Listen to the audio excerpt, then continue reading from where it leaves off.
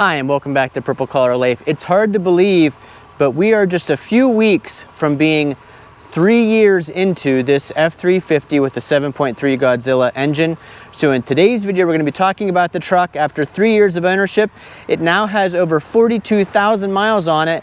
And today we're going to tell you 7 things that I've learned over the last 3 years. We get a lot of questions on our other videos about this truck, so hopefully this video answers some more of those questions.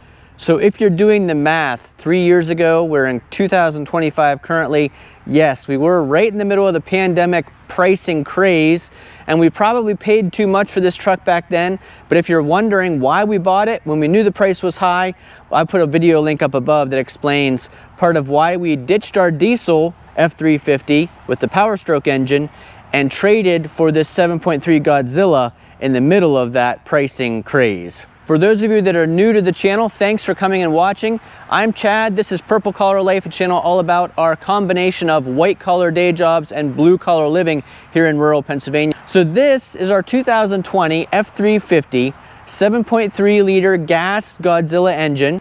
We've got lots of videos about this truck, and I'll put a playlist up above, but just the basics. This is the gas engine, crew cab, long bed, 8-foot bed, and we use it for a lot of things, but we tow a fifth wheel with it, we tow our boats with it, and we use it for daily driving sometimes too.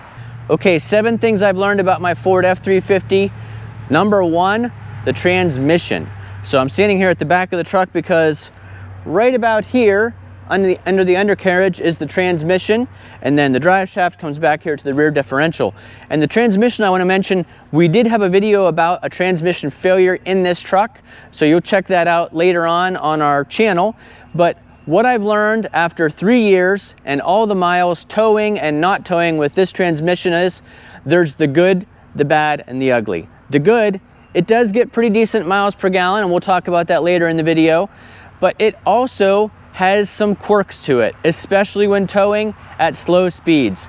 The issues we've found all have to do with when we're towing the camper and through the campground, you know, you're in the 5 to 15 mile an hour zones of a campground going over speed bumps. It's really hard for this transmission to find its place, to find the right gear. You can manually put yourself down to first, second, third gear, but even between those 3 gears, it has trouble. I'll say the thing that I've learned about this transmission is it will never feel like a different transmission that you've had previously. So we've had the 5-speed TorqueShift in our Powertroke truck before this, and I was very used to that 5-speed transmission. It seemed to always be able to find the gear it needed to be in. So while it didn't have 10 speeds and the ability to get the economy that maybe this transmission has, this transmission, the thing I've learned is I'm never gonna like how it feels when it's shifting. That's just something I've learned. Doesn't mean it's broken, just means I don't like the way it feels when it's shifting. The number 2 thing I've learned about this truck after 7 years, everyone's gonna ask about fuel economy. Everybody wants to know, how does it do when you're towing? How does it do on highway travel? Now, we've done videos about all those things. We've done traveling at 70 miles an hour on the highway with regular fuel. We've done an experiment traveling with unleaded 88 fuel. We've done an experiment towing our 12,000 pound camper over 700 miles. So we've got lots of videos where you can find out exactly the miles per gallon fuel economy we're getting in this truck. But I will tell you, I've learned everybody asks about it. It's a 1-ton truck with a big V8 engine, typically used for towing. It's not gonna get Toyota Prius fuel economy, that's for sure. But there are some times when it really does impress me with what this truck can do with fuel, considering its size. I mean, you can see it's not super aerodynamic. It does have some mass to it. So for what it is, I think the fuel economy is acceptable. And certainly if you compare this to trucks that I've had before from the 80s, 90s, and even early 2000s, for the size V8 and the size truck this is, it far outshines those vehicles as far as fuel economy, whether you're towing or empty. The third thing I've learned after 3 years with this F350 with the gas engine is how it tows. And a lot of people ask a question, how does it tow compared to your previous Powertroke Diesel? I'll say just as well. I actually did a video comparing this truck with our previous diesel, so that'll also be on the playlist. You're gonna have lots of cool stuff to watch if you're interested in knowing more about this truck compared to a diesel. We've got lots on our channel. But I will say, I'm impressed with how this tows. It's a gas engine. I wasn't expecting to tow like the previous diesel did, but I'd say in some instances, it seems like it's better. You don't have that turbo lag that I was used to, you know, accelerating on the on-ramp of the interstate, or if you're sitting still in traffic and moving then through a light that turns green. I prefer this over the Powerstroke actually. And as far as the ability to tow, this compared to our 6.0 Powerstroke, very, very close. But again, check out that other video where I go into a lot more detail about towing comparisons, this versus our Powerstroke. We came inside the truck here for this next point because the next thing I want to talk about, I've learned after 3 years with this truck, is highway comfort. This truck is extremely comfortable for highway travel. It's got a lot of space inside, probably the most space inside of any of the competitive trucks, at least the ones that we've looked at. The seats are comfortable. It's easy to drive on the interstate especially. You can see the back room, there's lots of space. We'll talk more about that in another point here, but very comfortable vehicle. It's nice, easy display. You see there's, you know, a big screen here. You've got your phone functions, you've got navigation on the phone, you've got all your apps, and it does have Apple CarPlay. While not wirelessly, it does connect to Apple CarPlay if you plug in, and you've got a couple different locations down here to plug in USB-A or USB-C connections.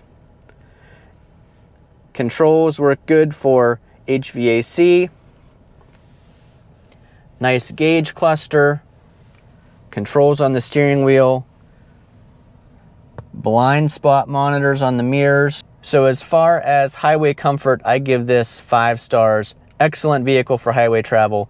In fact, if we're going on a long trip towing the camper, it's ideal because not only does this have the capability to tow the camper for long distances for a road trip, but also it's a very comfortable vehicle to be inside while you're towing the camper. Sometimes tow vehicles aren't that comfortable, but this one is really nice. I want to interrupt this video right here in the middle to say there is another key thing I've learned about this truck, and I'm going to be making a whole nother video just about that one thing.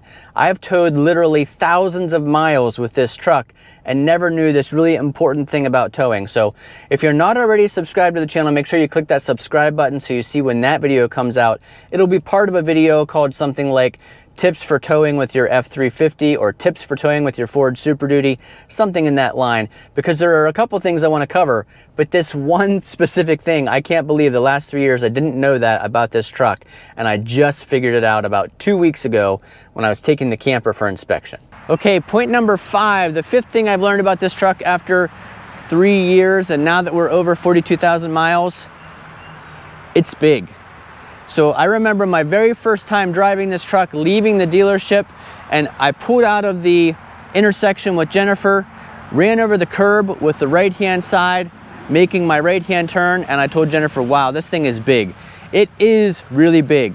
This is not the perfect vehicle for urban driving, that's for sure. I said it's very comfortable on the highway, and that is true, but you've got a lot of space on the highway.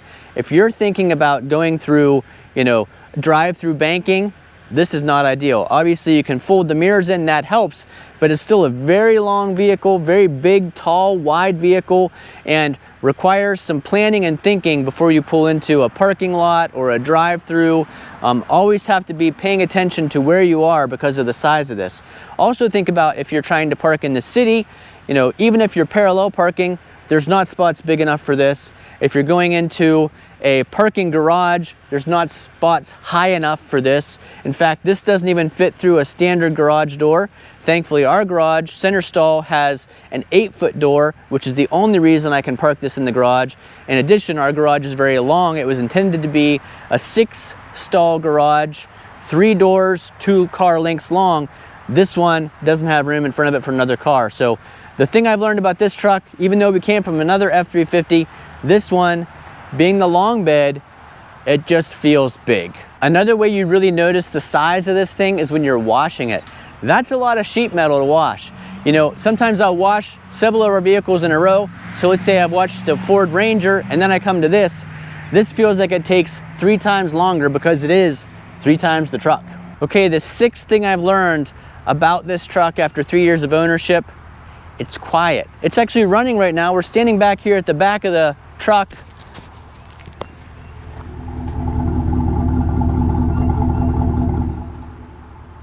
That's what the exhaust sounds like when it's warmed up. Now this thing does have a growl to it, especially if you put it in tow haul mode and you're towing 12,000, 13,000 pounds with it.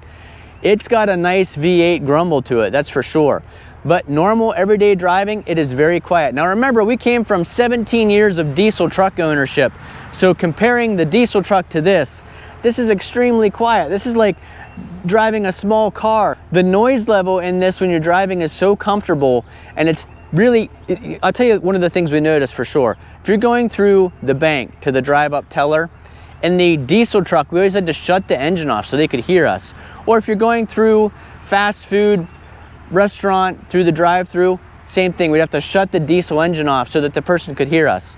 This truck is so nice and quiet. You can pull up, put your window down, no problem for the person on the other end to hear you. And that's just one example of the difference between this truck and our old truck. The second thing is, this truck has a lot better insulation. So driving this thing down the roadway is very quiet, and it didn't take us 3 years to figure that out. It took us about 3 minutes on our drive home to discover how nice and quiet a gasoline, even with the big V8 engine, a gasoline engine is in a truck.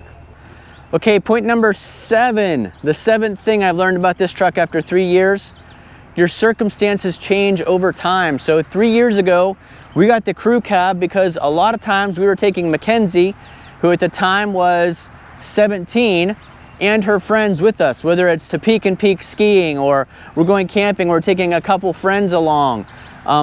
That's why we needed the crew cab. What is going on back here?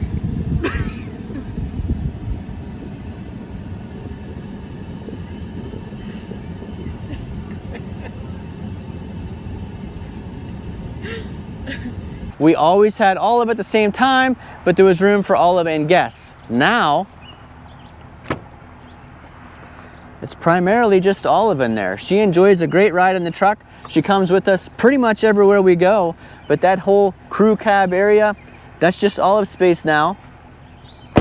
When Mackenzie does go with us somewhere, she typically drives the Volt separately, so if she wants to leave before us or stay longer than us, she can have that flexibility. So yes, your circumstances change over time, and it's amazing how much they change when you've got a teenager who is now 20 and just completed her 2nd year of college. She's doing great, but when your circumstances change, sometimes things change about how you use a vehicle. I'm still glad we got the crew cab because, as you can see, our rescue Great Dane Olive loves to have that big space back there. And as sometimes happens while you're making a video, you think of another point you wanted to make. So this video is called 7 Things I've Learned, but here's a bonus one, kind of number 8. After 3 years of having this truck, the 8th thing I've learned is that maintenance is so much easier. I just did an oil change on this, and stay tuned for a future video. We're gonna do the oil analysis test from 2 different companies. Blackstone will be one of them. Just a little bit under a year ago, we did an oil change with this truck using the AMSOIL Signature Series. We left it in for a whole year. We were within the mileage rating of that oil, and we left it in for almost a year, just actually a few weeks short of a year.